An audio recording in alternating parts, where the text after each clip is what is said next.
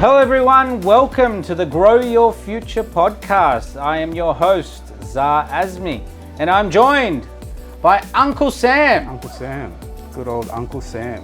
I am an uncle as well. You are. Yes, You are. To many kids. You don't to even one need, brother.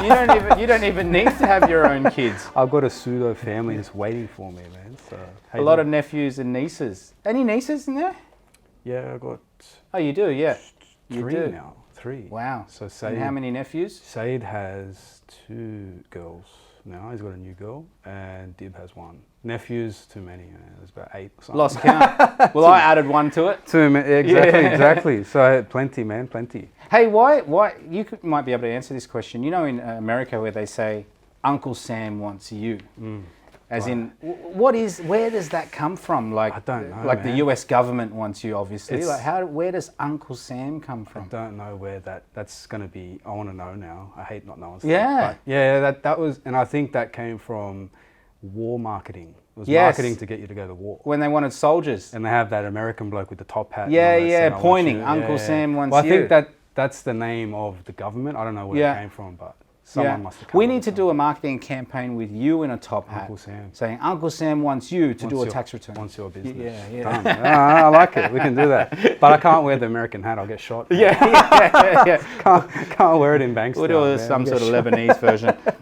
What are we talking about today? Today, well, it's come across many a time recently when we're dealing with clients, just reasons why people don't want to invest.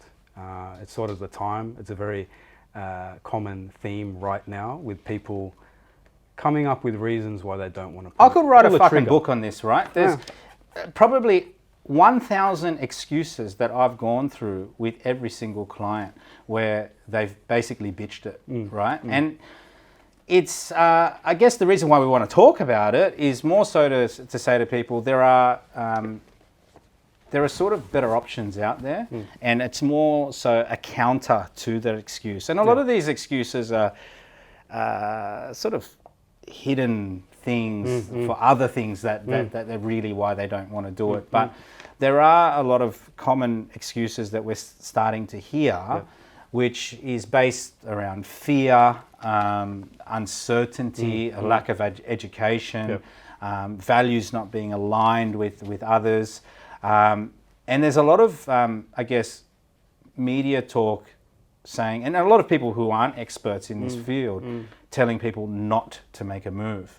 And it's very disheartening because we're seeing a lot of people come through the doors and reaching out to us for help, and then they're giving us these excuses not to go ahead when we genuinely know that this is going to be a really good decision for them. Well, we're like PTs, really, in a way. They come with a problem, you give them the solution, but it's then they go back and eat shit again. They don't change. They don't want to work out. You give them a solution, which it's a hard thing, just like going to the gym and all that kind of stuff where you want to improve yourself. It's not always easy. That's one of the things we get to.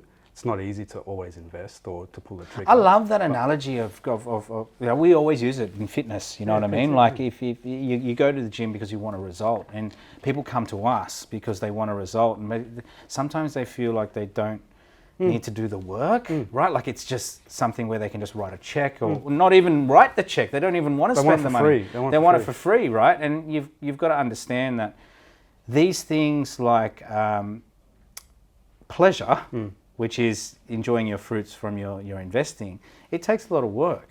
It's challenging, you know. You have to go through things where you've got interest rate repayments, you've got, you know, maintenance issues, you've got problem tenants. Like that's all part of the business. But if you don't want to go through that, then you're not going to be able to enjoy the rewards on the back end. It's that simple. And I want listeners not to think that if they didn't go through us or whatever, that it's somehow a bag on them. It's more so the people that want to do something and don't completely. Like someone might come visit us, learn a bit about investing, then go do it themselves or use someone else. That's fine. They did something. It's the guys that go, I want to get ahead, whatever it is. We go, here's the blueprint, just act on this, be patient, do this. It might hurt you a bit, cash flow, whatever. But they don't want to go down, they want the answer, but they don't want to go down the path. They're the guys and girls that we're like, Yeah. Why? Well, yeah, Why? like you got to do something, right? Then, you know, like you said, it's not a podcast on just bagging out people who haven't gone through, because a lot of those, there are people who have given us the excuse, but have done other things, right? Like they may have invested in their business, or they may have invested in, you know, a different project, or even a different property investment firm, whatever it is. Yeah. They've gone and done something. So good on those people. Like we're very happy for those guys. Yeah.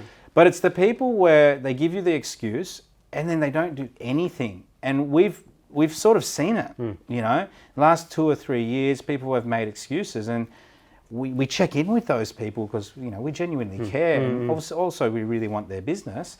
They haven't done anything. Nothing's and they've missed out on so much growth. They've missed out on so much experience, so many learnings. And they're back at square one. Or they're actually behind because the market's taken off. Yeah. So we wanted to narrow it down to, I guess we always do 10. And we just want to sort of, I guess, before you come and see us and you come up with this excuse, think about what you're saying so we can, obviously, like you know what to expect in terms of a response from us. Because the excuse, I guess you could call it an objection, and we're sort of countering that with, okay, well, is it really the best idea? So what's number one, Sam? Number one is excuses for not investing. The uncle at the barbecue, or the armchair expert. And that's not Uncle Sam. Not Uncle Sam, because I'll tell you to invest. But no, all these people, I guess that's just a token sort of person. It's just someone that is not supporting of your decision to want to invest. There could be a father, could be a partner, kids even, I don't know. But it's just someone not supportive. And these people are usually people that haven't done it. So they're coming from a background of lack of knowledge anyway, telling you how not to progress your life when they haven't progressed. And you've got to understand, the uncle at the barbecue, or the uncle in the family, right, who is giving you this advice, he doesn't know who we are, right? So like, it's easier for him to just say, don't do it, because he has no connection to these people that you're seeking advice from. So that's one thing, right? So it's always easier 99% of the time for someone to just go, no, it's not a good idea. And they look good because they're like looking out for you. Yeah, exactly. Yeah. So it's an opportunity for them, to be honest with you. That's what I would do. If someone came to me about something I don't know, I'd go, don't do it. That's it. It's easier because I look good in their eyes, right? I don't know who the other person is, so it doesn't really matter. There's no relationship there. But also we've got to ask ourselves, okay, is that guy an expert in what we're trying to achieve? And even if he has invested in property and succeeded at it, has he done it at a different time that you're in now? Exactly. Right? So that's another thing. So you've got to understand what's right for you. And I guess what we try and pride ourselves on is that we analyze people's situations at their current point in time of their lives, their financial situations, and we put it all together and tailor-make a strategy for them, right? Where these guys, they might have been successful at, I guess, property investing, but the thing is, will they be able to replicate that same strategy in this current market, right, for that generation? And I'm not saying they can't, but it's a high probable chance that they won't be able to do it. So you've got to ask yourself, okay, do I believe in the strategy? Is it something that I want to do? I need to go and seek help of someone who has succeeded at that strategy, not just succeeded at business, not just see my uncle who's an accountant, right? Like, you have to see someone who is actually doing it themselves. And that's why, you know, for you as an accountant, you've got this great feature of your business of being a seasoned property investor. You're actually doing it yourself. So you've got this point of difference to a lot of other accountants out there that just count numbers. Well, we've actually onboarded a lot of clients because their accountant is against property or not supportive of property investing. There's been a few meetings where they sort of put shit on the client for wanting to invest in property and all this kind of stuff. So yeah, you got to just be careful who you listen to and find people that are doing what you're doing. That's really all it is. Like, it comes down to Are you going to follow someone that's done what you've done, or that's done what you want to do, or are you going to follow someone that hasn't, they haven't achieved what you want to achieve? It's very simple. And most of the time, people that haven't achieved success in this strategy, which is, there's actually not a hell of a lot of us, right? But people that haven't, they're going to be the first ones to tell you don't do it because they haven't experienced the success from what we can do. I haven't done it. Right? So like it's really, really important to go, okay, who am I going to seek advice from? Is it going to be someone in the family that is just going to love and care about me and just say no because it's easier? Be safe. Keep or is it going to be someone like Zah or Sam who have done it before, or Luxland clients? I always offer that to potential clients. Like speak to our clients about what results they have gotten from our strategy, and they'll tell you that it works, right? So follow the community that are actually doing it, and that's why a lot of these mentor mastermind workshops that people run are really good for people to get involved in. I mean, I get involved in them because you're surrounding yourself in an environment where everybody's on board with what you're trying to do, and it's very supportive.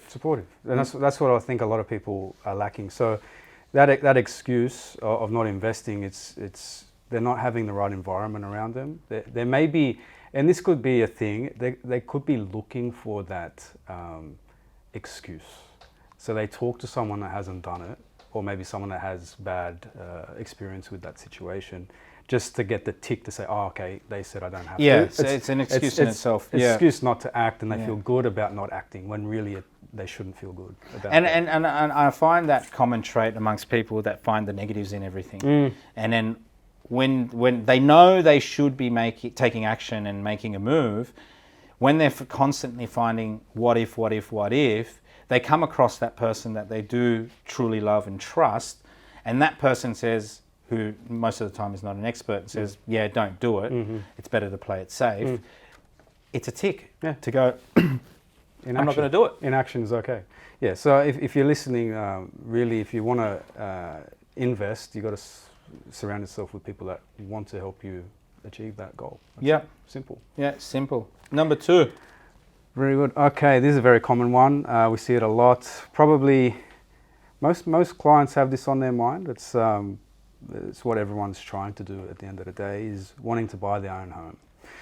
So they'll come in, want to invest, but then drop the bombshell when we get serious about numbers and how things work, is they want to maybe buy the home. So that excuse comes up quite a bit.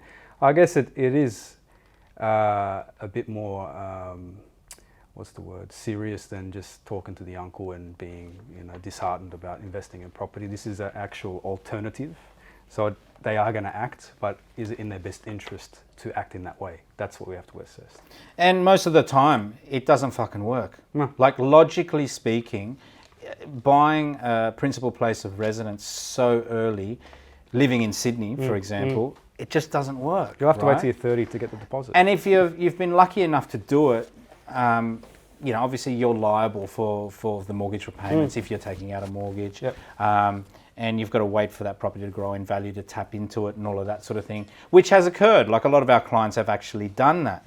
But there's a lot of people that come to us with a really, smallish type of budget, average incomes, and, their whole goal is to buy this home at the end of the day. They might want to buy one investment property and then the home afterwards. I really feel like it's just this empty goal that they're chasing, because I don't think it's really going to add a tremendous amount of value to their lives by taking out a $1.5 million mortgage, right? It's only going to add a lot more stress to their lives. What I love about investing is that it's self-sufficient. It looks after itself. You get the tax breaks from it, and it's so much more of an efficient use of your money. And so many people are hung up on this idea that they need to own the home. I recently got the excuse of a client who pulled out of a deal because he wants to buy the home instead of the investment. The problem is the home is probably twice as much in value that he'll need to spend, which he doesn't really have the money, right? So he's so hung up on it that he doesn't want to make the investment because he feels that he's missing out on this opportunity to buy the home. And I said, hey, you're 28 years old, just leave it alone. And I get it, you're getting married and all of that sort of thing, but leave it alone, focus on investments, buy something more affordable, let it cash flow so it doesn't affect your lifestyle, build up equity in that portfolio, and then buy a home later on. You'll probably be able to buy a better home, right? So financially speaking, most of the time, not all of the time, most of the time, it just doesn't work for the average person. You know, it's funny, this touches on Uncle John at the barbecue, because he probably talked to him, go, nah, buy your home. Yep. You know what I mean? Why invest, buy a home? Yeah. When it might have worked, and you were saying a context about who you listen to and what they can do right now, buying the home used to be okay. When our parents were, you know, in that space wanting to buy the home, it was a bit more affordable. Wages were closer to the value of properties. It's still a multiple of your wages, but not where it is now. Average wages and property values are the ratio is nonsense. It's unaffordable. So, yeah, they're listening to the wrong people really, and getting support for maybe the wrong decision. That's sort of what's happening there. And just remember, buying the home is like, I think I've raised this before, but they brought out mortgages a long time ago, and I have my own theories about how it worked and why it came into existence and stuff. But after, this is going back and maybe a bit off topic, but I find it interesting. Well, we don't remember when we were slaves and peasants and stuff, but there was a time where the poor didn't own anything. Right, and after they realized that can't go on, what they did is replaced it with this thing called a mortgage. I'm cutting out a long time in history, but instead of enslaving you physically in chains, they'll go, okay, well, I'll let you borrow money to buy where you're going to live, but you have to pay me back for the rest of your life. And a mortgage means a death pledge in Latin. Sam, so really, that is exactly what's fucking happened, it's right? A death pledge. And this is what people don't understand. I'm in chains to the bank. If you buy the home, most of the time you get a mortgage, right? Especially in Sydney, you have to borrow the money because it's so expensive. The thing is, who's liable for that mortgage for 30 years, right? It's created by the banks. That's what Grant Cardone says. Sell money. Right? That's what they do. Like they trap you for 30 years of interest. Do you know what I mean? So they've got a customer for 30 years, right? Like I don't. That's like just going. Okay, I've got a repeat customer that pays me every month. You know what I mean? It's like me having a hair salon and going. I've got a guaranteed client that comes in once a month to do a full head of hair of extensions for $3,000 every month. Guaranteed. Every year for 30 years, right? Like that, and that's what the banks have created. And it's perfect. It's perfect for the government because it keeps people working, paying taxes, right? And contributing to the country's revenue. It keeps the banks in business who basically control the world. Mate, that theory is exactly what's happened. And if once people understand that sort of stuff, then they'll start looking. What we want our people to do is act like the government, right? You start controlling the assets, but don't be the consumer of the assets. Yeah, sure, you might have to rent somewhere and all of that sort of thing, but renting is so good, right? Like you can trash the place. The laws here are very heavily weighted towards tenants. And you're only on a 6 to 12 month lease. So if you can't afford it, move out and downgrade. Yeah. Or if you want to upgrade, break the lease and upgrade. Like it's so easy. But to upgrade a house or downgrade a house in terms of what you own and have a mortgage attached to it, it's very complicated. And I find because you know we've both been through this whole should we buy the home or not, all that kind of stuff. We're in that age where maybe a lot of people are buying the home. Why aren't you buying the home? Questions are asked. But when you think about it, that risk of, they say sometimes renting is risky or it's dead money, but really it gives you a lot of flexibility. So renting in itself is not a bad thing. I get to live where I want. It's at a fraction of the price. I have all the convenience I want. And really it's less risky because I'm not owning an asset which I've put all my money into. Like I'm paying an amount to live there, yes, but you know, if rates go up where they have gone now, and if people are owning homes and having to use their income, which we talk about a lot, to fund that increase in interest rates, they're really the ones at risk now. I'm not at risk. I can downsize to a cheaper apartment if I need to. I'm not stuck with a $2 million mortgage costing me 150 grand a year, and it's going up. So really that argument about risk and, investing is risky, all that kind of stuff, really buying a home is as well, especially if you're going to load up on debt. So, well, again, it goes back to who's liable for the mortgage. It's not the tenant, it's not the tax man, it's you, right? And this is where a mortgage in Sydney is going to be quite expensive as well. And so you've got to think about what's the highest and best use of your money.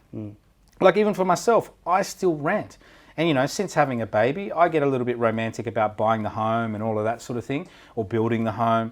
But the thing is, I can get my money working so much harder for me in other asset classes other than my home. And this is what, people read on the news all the time, that the rich have, they bought a home for 15 million and then they sold it for 25 million 5 years later, and then, it's tax free and they can continually upgrade. But I guarantee those people didn't get originally rich from buying their home. They didn't get rich from buying a $1.5 million house and land package, right, out in the sticks on a 250 square meter block, right?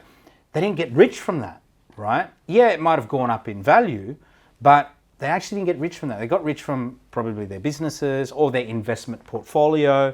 I'll give you a good example. Jennifer Hawkins and Jake Wall. Jennifer Hawkins was Miss Australia. Jake Wall was he is a builder, a very good builder.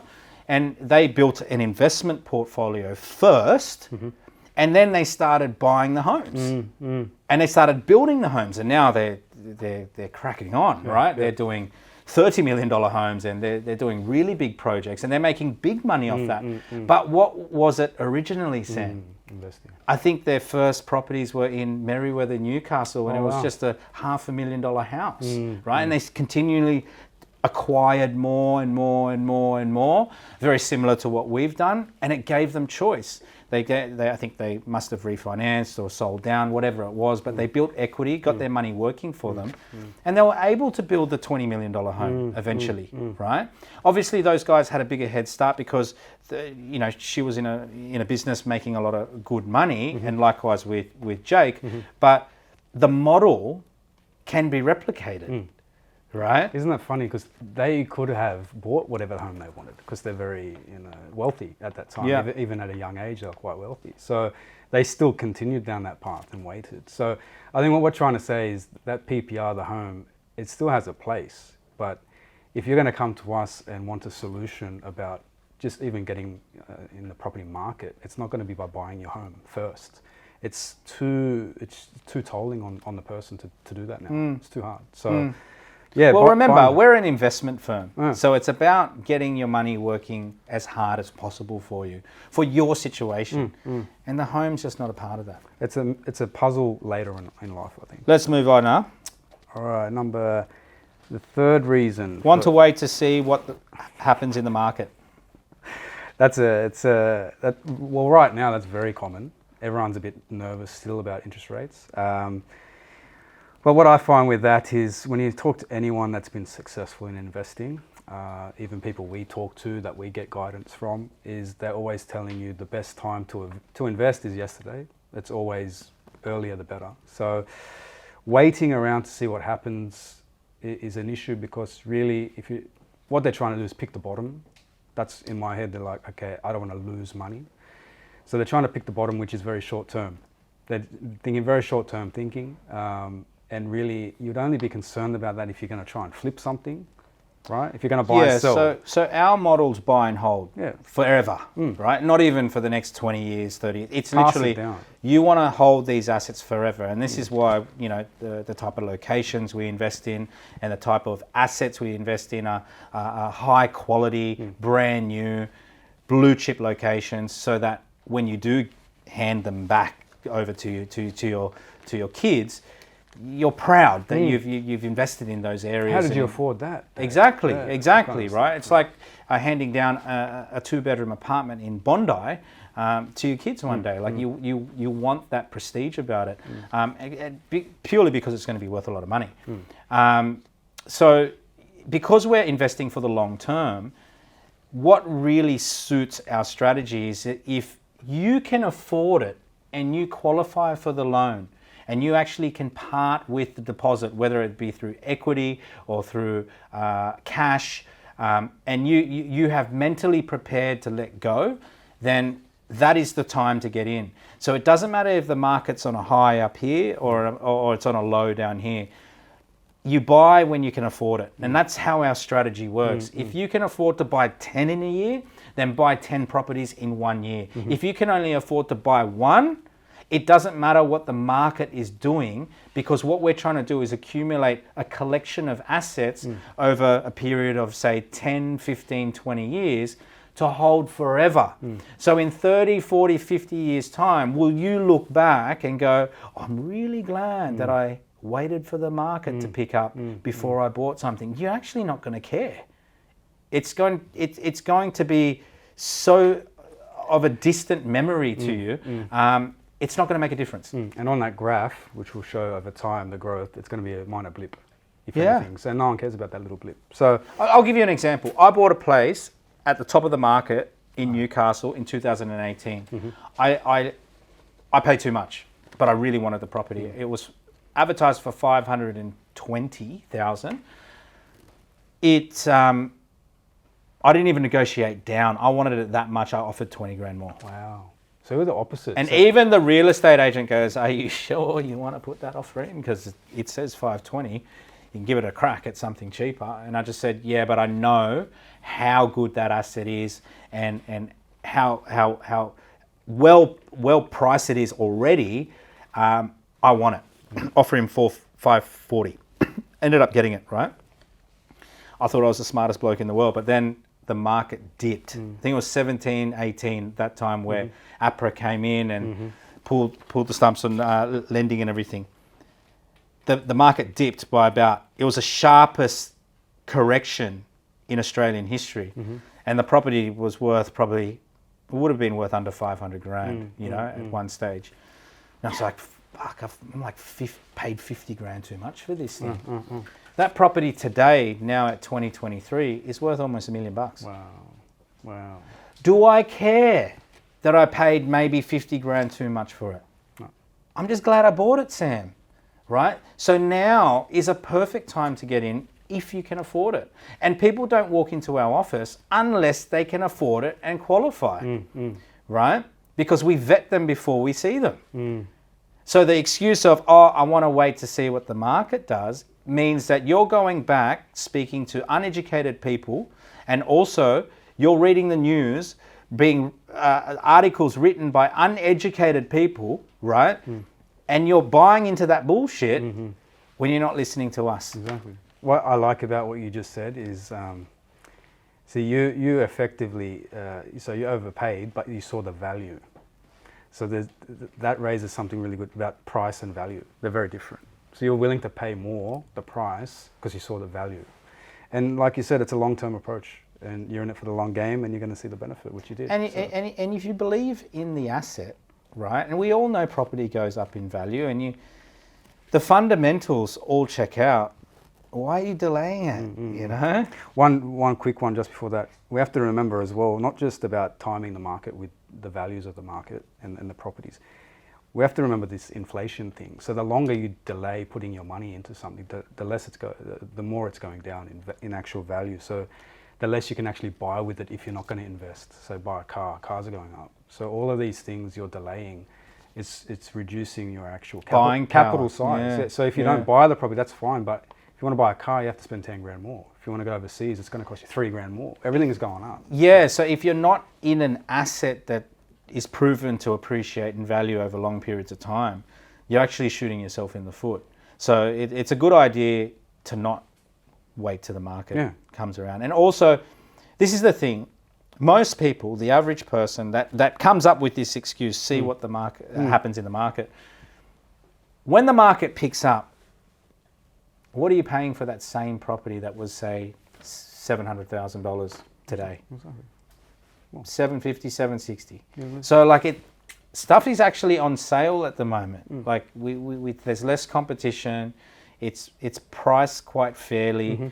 you can do some good deals out there. Like there's some developers out there offering free stamp duty because they're just needing to get through their stock, and it's still really good stock, right? But when you're in this buying frenzy and there's so much FOMO, right?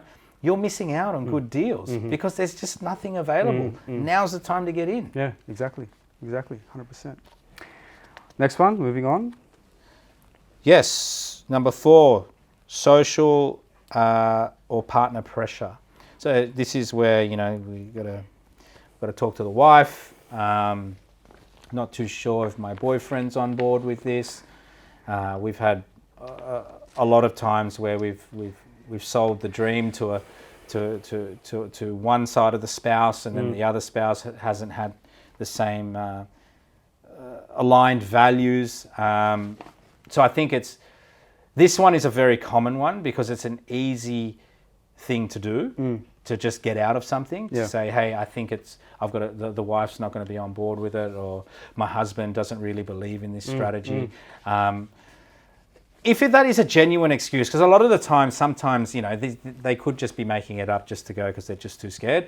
But let's say we have to treat all of these excuses as though they're genuine, right?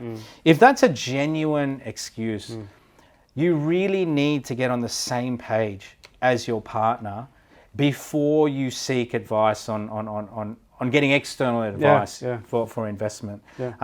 Like, you know, like I don't really need to check all the time with Jade with what I do, but you know, it's nice to run her through it so she understands what we're doing.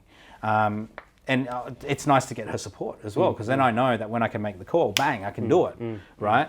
Like, you don't know this, but if this is a genuine excuse, your wife or your husband or boyfriend or girlfriend could be holding you back from making millions of dollars in the market. So, you know, whether that comes down to starting a business, you know, not just investing in property. It's about growing, right? Like, if your partner's not going to grow with you, then, you know, like, you got to question that relationship. You know what I mean? Do you want the same things in life? Yeah, no, it's a very good point. I've been there and had some experiences with it. I think the social and sort of partner pressure, it makes you look at yourself, because at the end of the day, you're being influenced by others in that situation. So your partner or society, what people are telling you to do, you got to look and actually figure out what it is you want to do. And if you're adamant and confident and want to pursue that, then you're sort of needing to recruit people that are going to help you get there. And that sometimes means the spouse. And that's been the case with me and some other clients. I'm going to speak my mind, right? And I'm not going to hold back here. For the blokes who say, I've got to check with my wife, man, fucking man up, right? Like, it is up to you. It's a man's job to provide for the fucking family, right? Like, I always think about that. I think if something happens to me, my family's fucked because I'm the one who has to make those calls, you know what I mean? And if I make the wrong calls, I will take responsibility for that and keep moving on. Like, these blokes who have to consistently check with the wife or the girlfriend or their mum or whatever the fuck it is, like, man up, man. Make the decision, roll the fucking dice, get the result, whether it's good or bad, and live with it and move on, right? At least you die on your own sword if it's a bad fucking result, right? Rather than going, oh, I'm going to check with my wife, who's not an expert in money, who is not an expert in growing, is not an expert in business, but I'm just going to check with her. What about this? Go fucking tell her you're doing it, right? That's better.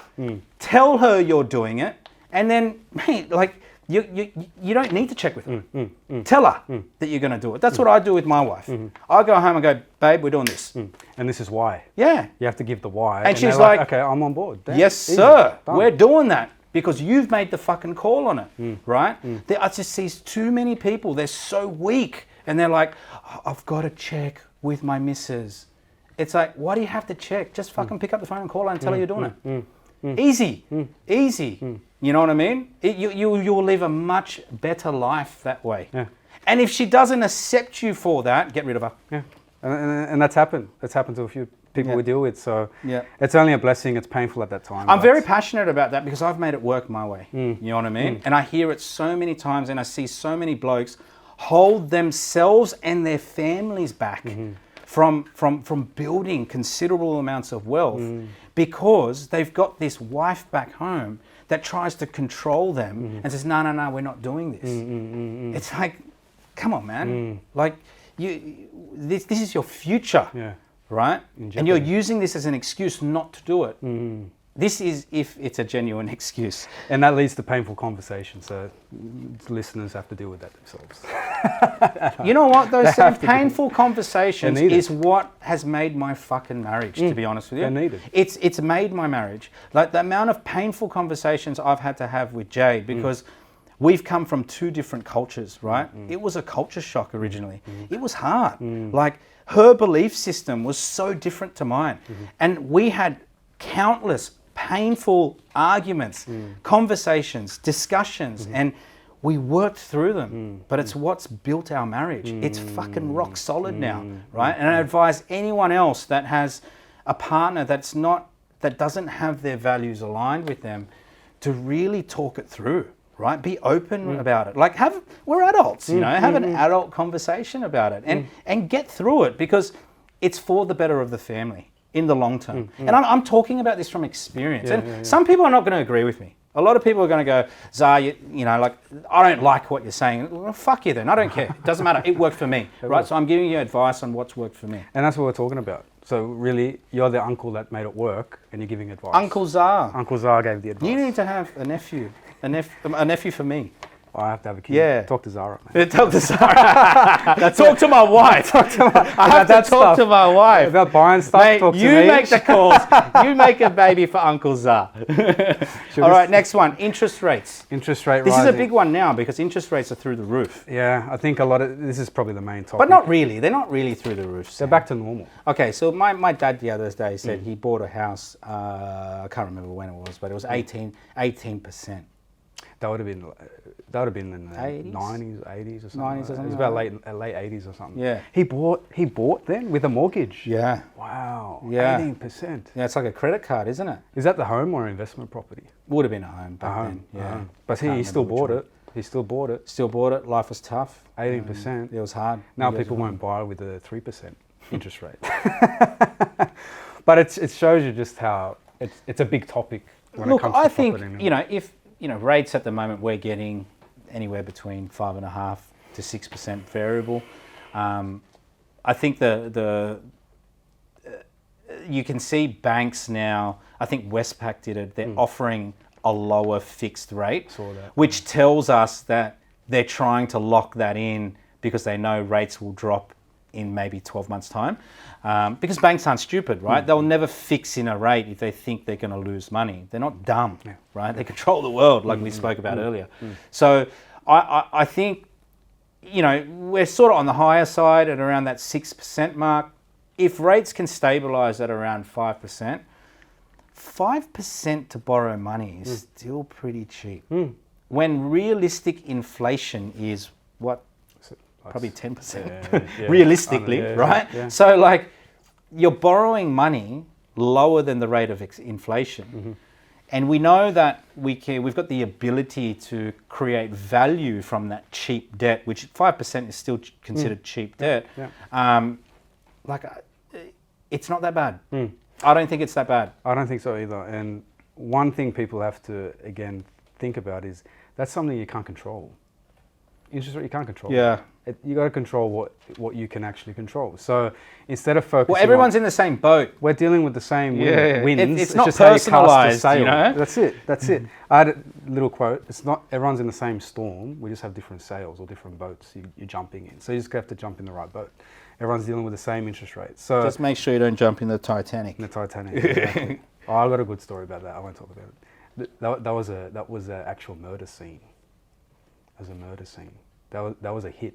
Someone on that boat was murdered on purpose, but they took out everyone as well. Oh, wow. That's a big sacrifice. Federal Reserve Bank of America. Look it up. Anyway.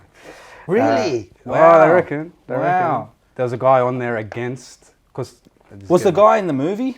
No, he wasn't. I'll have to read up on it. I'm getting to conspiracy theory for this. But, all right, interest rates. So control what you can control. You can still invest even when rates are 5%. Think about everyone before us that invested. They invested at much higher rates. They're still very happy they invested. Well, we've got to think about, okay, like right now rents are increasing. Like this is from an investment point of view, right? Rents are increasing. Your tax deductions are increasing as well with rates going up. So your return is easily 5%, as in a rental return. If you're buying in a market that averages, say, a 10% or 8% return over 10 years, let's just call it, conservatively speaking, a capital growth rate of 5%. That's a 10% return on your money, right? Like to borrow money at 5%, and to be able to do, and those numbers are pretty stock standard, right? Like you don't even have to come and see us to hit those numbers, them, right? Yeah. So, like the ability to be able to still get, cheap debt at 5%, and even if it was 6%, like you still will make money if you invest correctly. So to wait for interest rates to come down or whatever, it's like, well, wouldn't it be nice if you just bought something or bought a portfolio of assets now, and over the next 30, 40 years, just rode the wave when it goes up, when it goes down, when it goes up, when it flattens out, whatever. And then after 30 years, you're not really going to care about those high interest rates. Yeah, exactly. The capital growth is going to help you out. That's one thing I do with my clients when we do returns.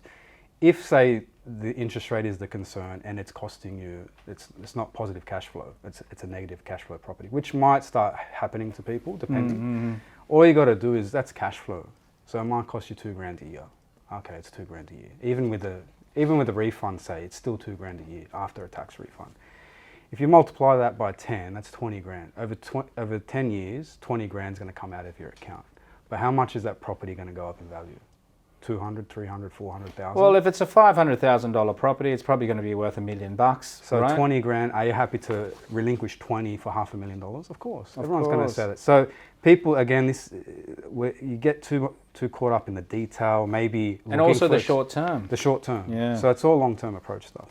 No, I love that example. I love it how you do that. Number six. They want to keep cash, which, is starting to prove to be a little bit useful in times like this, because people feel like, all right, interest rates are higher.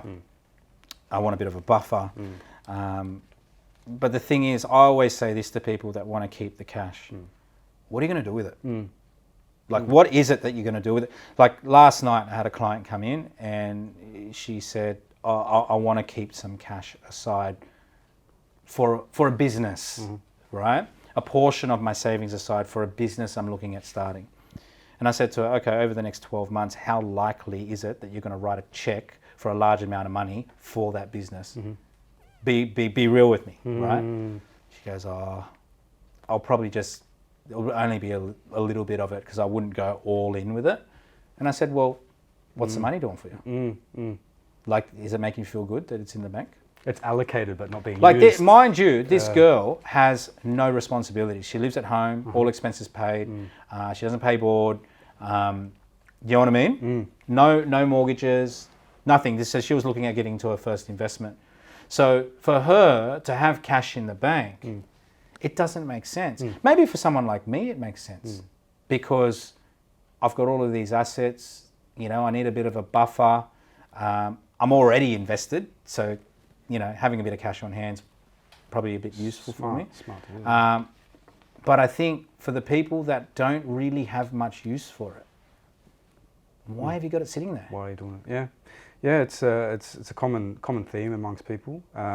What are you going to use it for, really, at the end of the day? If you're not going to spend it now on your future and investing it for your future, there's no way you're going to go and spend it on something that's going to burn a hole in your pocket. Exactly. You obviously need your emergency account or whatever with 10 grand or whatever to keep you going, but excess cash, it's not really needed. But let's talk about that emergency, right, Sam? Like, when you're young, and a lot of our clients are young, what the fuck do they need an emergency account for? They most of the time live at home. Yeah. Right? They don't run businesses. Yeah. They're very early in their careers and their wages are probably at their lowest point. So it's going to only rise. They've got no responsibilities. They probably don't have kids. They're not married, right? Like, this is the time to just go, all right, all of my chips in because I've got my whole life ahead of me. Sure. Now, the guys who are like 45, 50 years old that don't want to part with their cash, I get it, right? Their wages might be decreasing because they're cutting back on work. They just couldn't be bothered as much as before. They don't have as much energy or fire. They've got mortgages. They've got 3 kids that go to private schools. Yeah, like they've got responsibilities. But these young people that just want to have cash in the bank, it doesn't make sense. No, 100%. One thing there though, I think sometimes I got stuck on this is wanting to keep the cash is because I was stuck in accumulating money. And I was scared. You didn't make the transition. I was scared to deploy. So sometimes that's an issue with people. Yeah. They've taken so long. It took me a long time to make to have enough for a deposit, and then to depart with that is like 10 years of hard work. You're like, oh, and that's a mindset shift, right? You've just got to go, okay, now I've done the hard work of saving. Now I have to go and put it to work, and that's where we come in and provide that solution for you. But some people don't make that transition. Some people get stuck in that, I'll just keep, because it's actually an easy job to just save money, because all you got to do is go to work, cut your expenses, keep them really, really low. The leftover just put into the bank account. That's all you got to do. You're doing nothing really. Right? Yeah. Where when you invest and grow it, you actually have to let go of that money, but you've got to decide, okay, what's the best vehicle to put it into, right? And that's where we try and come along as, these guys that sound like we know what we're doing, right? And go, hey, do it with us, you know what I mean? Because we've done it before. We've done it before, we've gotten success out of it, and it's hard because you don't want to come across as a person that's like a salesman to try and close a deal, but at the same time you want to come across as someone who can educate and go, hey, actually we genuinely want to help you. We think it's going to work for you, right? And like, I'm at the point in my life where I actually don't really need to do it for other people. Like financially I don't need to do it, but I actually do it because I feel like it's my purpose to help people and educate people on this strategy because it works. And when people sort of come up with these types of excuses, it's sort of, I do take it personally because I'm like, well, I don't even need to do this, right? So it's sort of like, you come here for help. I really do want to help you, genuinely, but they sort of don't want to help themselves. I have the solution. They want the solution, you give them the solution, but still not. All right, we've got to keep moving. Number 7. Unreasonable expectation. This, I think, has come about because of low interest rates and that boom that we've seen after COVID.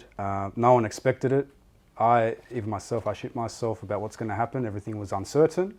But that boom and low interest rate environment allowed anyone to make money. Okay, so let's talk about that particular investment, right? Yeah. That cost, that was a townhouse in Brisbane. That one where you were sort of, half shitting your pants about, and you were almost about to pull out of it, right? And thankfully, you listened to me, and we were able to reason with you, and you execute on it, and it cost you what, $525,000, something like that. Yeah. That property now is worth 700 plus, right? And it's not just the capital growth; you're getting astronomical amounts of rent for it. I think it's renting for like $550 a week or something like that. Nearly 600 now. Nearly 600 a week. It's like a commercial property yield, right? Aren't you glad that you did it? Very much so, 100%. But what's happened is during that time, so that's hard to replicate. Yes. Right? So when people come and they want that exact thing, we weren't lucky. It was great timing. We took risk when people weren't willing to, so it paid off, even though we were But that's going to happen again, Sam. It might not happen as quick, but it will happen again. So if you buy something today at, say, $700,000, and it's a great asset and a great location, it ticks all of the fundamentals, what's going to happen when this next growth cycle occurs? Nothing's stopping that property being worth $800,000, $900,000, $1 million, right? It's going to happen. And you need to be in it to win it, right? So I guess having the unreasonable expectation, I think it's more so, okay, we can't make the guarantee that you're going to make $200,000 in the next 12 months. We just can't. We don't have a crystal ball in front of us, but we know that if we tick all of the fundamentals over the long term, we will get that growth, and eventually we will get that 200 grand. Doesn't matter if it comes in 1, 2, 3, 4, 5 years, as long as we get it, right? And this unrealistic expectation is holding a lot of people back because they're thinking, I can get a better return somewhere else. Because there's been so much growth in assets over the last 2-3 years. And Czar's telling me that, oh, just be a bit conservative, because we have to be. We can't promise the world and deliver an atlas, right? We need to tell them, look, be prepared for no growth over the next 12 months. You just have to, that's the game. It's like opening a business going, hey, I want to hit a home run and be profitable in the first 6 months. No guarantees. Like, there's no guarantees, right? So, but if it does, it's a nice bonus. And this is the thing, we're investing for the long term. We're not investing for the next 12, 24 months. So you need to be thinking 12, 24 years, right? And then you'll know that you'll make money. Exactly, 100%. Number 8. Number 8, okay, this is another excuse. Clients may potentially... I don't want to spend too much time on this one. No. Flip or renovation, right? So like we get a lot of clients going, okay, I'll buy a shitter and then I'll renovate it and then, you know, either flip it for profit, which we're buy and hold, so we don't like to sell. We've talked about renovations before on our podcast. They're very laborious. It's a full-time job. It's a hard thing to do in this country because labor costs are so high. We can't even get a tradie at the moment. Like, I don't see it as a feasible strategy in this country. I think in places like America or Asia where you've got cheap labor, it's easier to do. And also more mature markets where there's much more established property, so there's an abundance of stock to choose from. Here, we're very immature in terms of a market. I just think that there's a heavy influence on new construction because the government wants the housing supply to increase. So there's a lot of incentives there to do new, and also it's easier to scale, right? I think these guys who come up with this excuse, they can make it work. It's not a strategy that can't work. I think it suits a lot of tradies who are good with their hands and can do the work themselves because they get to save on that labor. But again, it becomes a full-time job. I've done it before and it's very laborious. But hey, we're not saying it doesn't work, but this is an excuse. And if you're not on board with our strategy, then I guess if you're into it, this could work. I guess my 2 cents on that is the flip or reno is a bit riskier. We're buying long-term, holding long-term.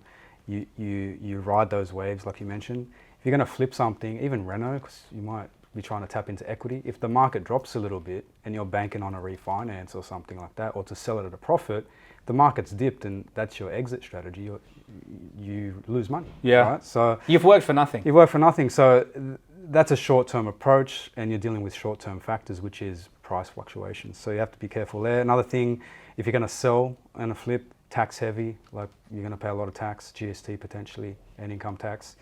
So you're going to lose a lot of that capital. So you're not able to tap into the equity like we can and go again tax-free, which is a big thing. And once you've got that money, if you've done it, what are you going to do with it? You're going to have to redeploy it somewhere. You're going to do another reno flip, or you're going to hold it long term with stress-free. And I guess a lot of people will argue, well, if I hold it, you know, like I'll get a good return on it and all of that sort of thing. When you've slaved away on a renovation and a tenant has trashed your renovated property, it is so much more disheartening than them trashing maybe a brand new property you got someone else to build. It will occur, right? So just remember that, right? You do get emotionally attached to these renovations, and that's why I guess most people end up selling them so they can sort of detach from it. Okay, number 9. Number 9 sort of wraps up a few things we've talked about. The economy, uncertainty. So really what we're talking about here are, again, things you cannot control, and they're things you shouldn't focus on. Everyone has to deal with these same issues, so it shouldn't be an excuse as to why you don't act. Deal with things you can control. They're pretty much the Luxland fundamentals. They're the things you can control. The location, the yield, where you're going to put the money, all that kind of stuff. And you're guaranteed to make money that way. Like in an up market, down market, uncertain, certain. I don't think the market is ever certain when you think about it. No one really knows what they're doing. Right? Like when we had low interest rates and, you know, we were going through those lockdowns and everything, there was uncertainty there. And then when we came out of it, we still had uncertainty because they were like, oh, what is the vaccine doing to us? Is it, we're all dying all of a sudden, do you know what I mean? I don't want to be investing now, I don't want to be having kids and blah, blah, blah. It's like, there's always an excuse, right? So once these rates stabilize and come down again and property prices start to increase, that's still an uncertain market because people will go, oh, we're heading towards a bubble, right? So It's this excuse of uncertainty. It's always uncertain, right? You lose your mind if you focus on it, really. All right, number 10. I wanted to finish on this one because it's about the belief and confidence in our strategy, or in not just in our strategy, but in anyone's strategy. Like there's that saying, a million ways to skin a cat, right? There are a million ways to make money in property. It's not just our strategy. Our strategy suits a lot of Sydney clientele who are time poor, that want to just get it done, right? It's very passive because all the work's done for them. But some people want a more active role, and that will work as well. Like we're not saying that won't work, but what we're saying is that's going to take up a lot of your time. And if you have a lot of that time, then go for it. And if you're, I guess, got the balls to go and do it on your own, then do it, right? But whatever strategy it is, if it's renovations, brand new house and land, apartments, established townhouses, whatever it is, right? Get really good at it. You know, surround yourself with people that are doing it as well, and get really fucking good at it. And then go deep on it. You know, go hard on it, and you'll get success. And without that belief in the strategy, it's never going to work, right? Whatever you choose to do, you really have to believe in it. That's the first step. So guys, next time you come in and decide to give us one of these excuses, maybe rewind the podcast and have a listen to what our counter objections are. But that's what we're here to do, to educate you, to make you feel more comfortable with investing into your future. So Sam, thank you for today. No problem. Guys, thanks for listening. We'll see you next time. See you later. See ya.